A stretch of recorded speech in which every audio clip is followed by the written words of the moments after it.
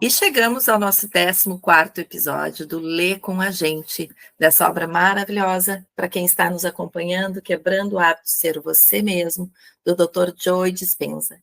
Eu me chamo Lisiane Pesce e tenho aqui a Débora, minha amiga querida. Tudo bem, Débora? Vamos lá? Tudo bem, vamos lá, 14º episódio, estamos quase terminando o 3º capítulo, gente, então, bora lá. Exato. Bora lá. Para quem tem a obra, então, a gente está ali na página 108, onde diz, mudando o seu corpo, por que mover um dedo? Podemos acreditar que temos condições de alterar nosso cérebro pela força do pensamento, mas que efeitos isso terá em nossos corpos, se é que terá algum? Mediante o simples processo de ensaiar mentalmente uma atividade, podemos obter grandes benefícios sem mover um dedo. Aqui está um exemplo de como isso literalmente aconteceu. Conforme descrito, só um minutinho.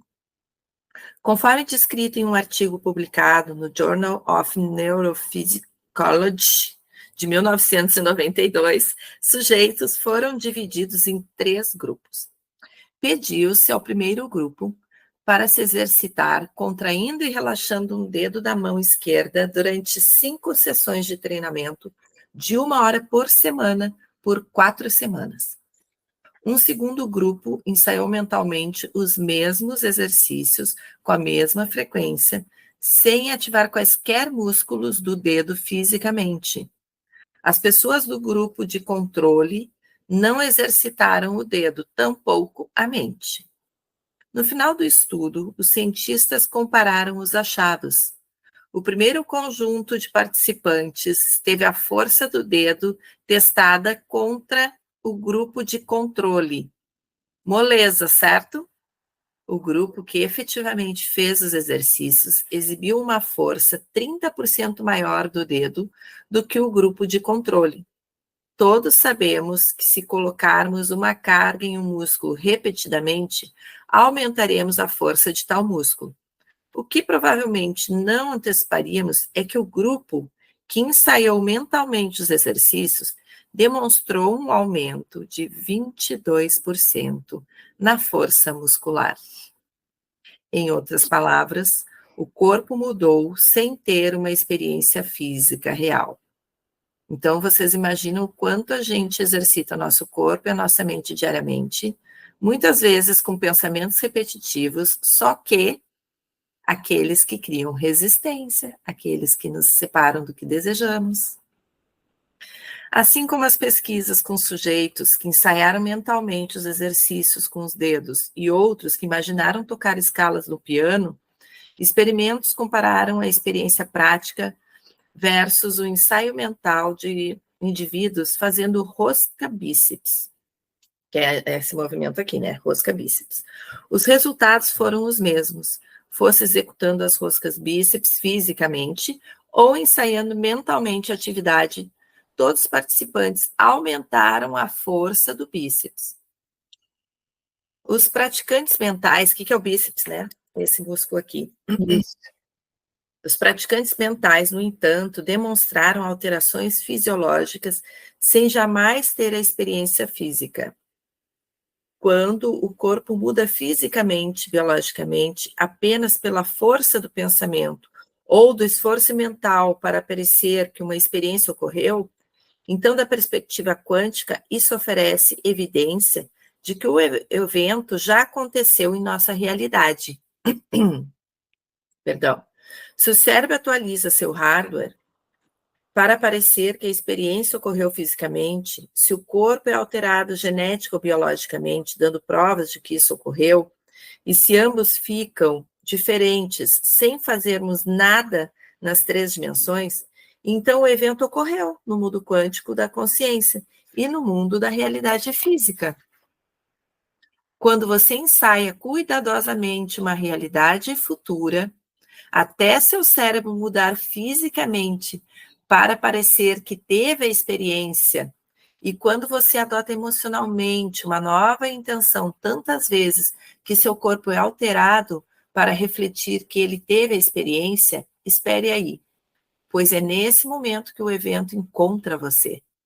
e ele chegará da maneira que você menos espera, o que não deixa dúvida de que provém de seu relacionamento com uma consciência maior, do modo que o inspira a fazer isso mais e mais vezes. Respira.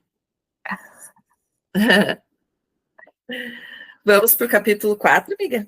Vamos lá. Eu começo? Sim, por favor. Então, vamos lá, gente. Iniciando o capítulo 4, superando o tempo. Muito já foi escrito sobre a importância de se permanecer no presente. Eu poderia citar estatísticas de tudo, desde dirigir distraidamente até divórcios, para sustentar a noção de que as pessoas realmente têm dificuldades de permanecer no momento presente.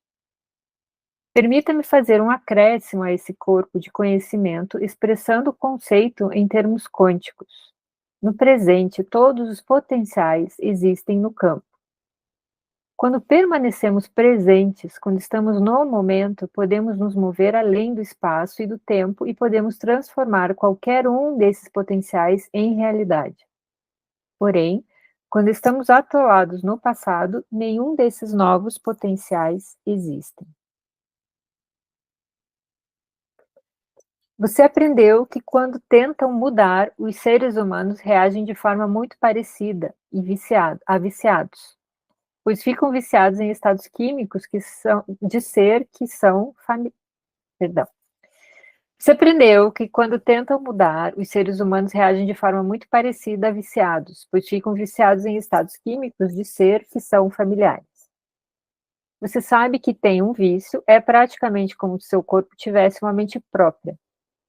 À medida que eventos passados desencadeiam a mesma resposta química que a do incidente original, seu corpo pensa que está vivenciando novamente o mesmo evento. Uma vez condicionado a ser a mente subconsciente ao longo desse processo, o corpo assume o lugar da mente. Ele se torna a mente e, portanto, pode, de certo modo, pensar. Eu comentei como o corpo torna-se a mente devido ao ciclo de pensar e sentir, sentir e pensar. Mas existe outra maneira para isso ocorrer, baseada nas memórias passadas. Presta atenção agora nesse parágrafo, tá mega sublinhado aqui para mim. Funciona assim. Você tem uma experiência que tem uma carga emocional. Daí você tem um pensamento sobre esse evento passado específico.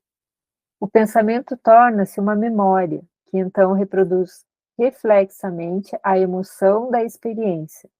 Se você fica pensando nessa memória repetidamente, ela e a emoção fundem-se em uma, e você memoriza a emoção. Dessa maneira, viver no passado torna-se um processo mais subconsciente do que consciente. Então, memorizando as emoções, ele traz esse gráfico, então. Pensamento, memória, emoção. Pensamento é a memória, emoção, e a emoção memorizada. O pensamento produz uma memória que cria uma emoção. Com o tempo, o pensamento torna-se a memória e segue-se uma emoção. Se esse processo é repetido um número suficiente de vezes, o pensamento e a memória, que é a emoção, memorizamos a emoção. O subconsciente abrange a maioria dos processos físicos e mentais ocorridos abaixo de nossa percepção consciente. Grande parte dessa atividade envolve manter o corpo em funcionamento. Os cientistas referem-se a esse sistema regulador como o sistema nervoso autônomo. Não temos de pensar conscientemente em respirar, manter o coração batendo, ou elevar ou reduzir a nossa temperatura corporal, ou em qualquer um dos nossos milhões de processos que ajudam o corpo a se manter em ordem e a se curar. Penso que você pode ver o quanto é potencialmente perigoso cedermos o controle de nossas respostas emocionais diárias, a nossas memórias e ao ambiente, a esse sistema automático. Esse conjunto subconsciente de respostas rotineiras é comparado a um sistema de piloto automático ou então a programas rodando em segundo plano num computador. O que essas analogias tentam transmitir é a noção de que existe algo abaixo da superfície de nossa consciência que está no controle de nosso comportamento. Como exemplo, para reforçar esses pontos, imagine que, quando jovem, você chega em casa e um dia encontra o seu animal de estimação favorito morto no chão. Cada impressão sensorial dessa experiência seria como a expressão sugere gravada a fogo em seu cérebro. Essa experiência deixaria cicatrizes. No caso de experiências traumáticas como essa, é fácil entender como tais emoções podem se tornar respostas memorizadas e inconscientes aos lembretes de seu ambiente de que você perdeu um ente querido. Agora você sabe que, quando pensa naquela experiência, você cria as mesmas emoções em seu cérebro e em seu corpo, como se o evento estivesse ocorrendo outra vez. Basta um pensamento disperso ou uma reação a algum evento do mundo externo para ativar esse programa, e você começa a sentir a emoção do luto passado. O gatilho pode ser ver um cachorro parecido com o seu ou visitar um lugar aonde levou o seu cãozinho. Independentemente do lado sensorial, ele ativa uma emoção. Esses gatilhos emocionais podem ser óbvios ou sutis, mas todos afetam em um nível subconsciente. E antes de conseguir processar o que ocorreu, você retorna àquele estado emocional químico de luto, raiva e tristeza. Quando isso ocorre, o corpo controla a mente. Você pode usar a sua mente consciente para tentar sair desse estado emocional, mas invariavelmente você se sente como se estivesse descontrolado. Pense em Pavlov e seus cães nos anos 1890. O jovem cientista russo prendia alguns cachorros a uma mesa, tocava uma campainha e depois servia uma refeição substanciosa. Com o tempo, após expor os cães repetidamente aos mesmos estímulos, ele simplesmente tocava a campainha e os cachorros salivavam em antecipação. Isso é chamada resposta condicionada e o processo ocorre automaticamente. Por quê? Porque o corpo começa a responder de forma autônoma. Pense em nosso sistema nervoso autônomo.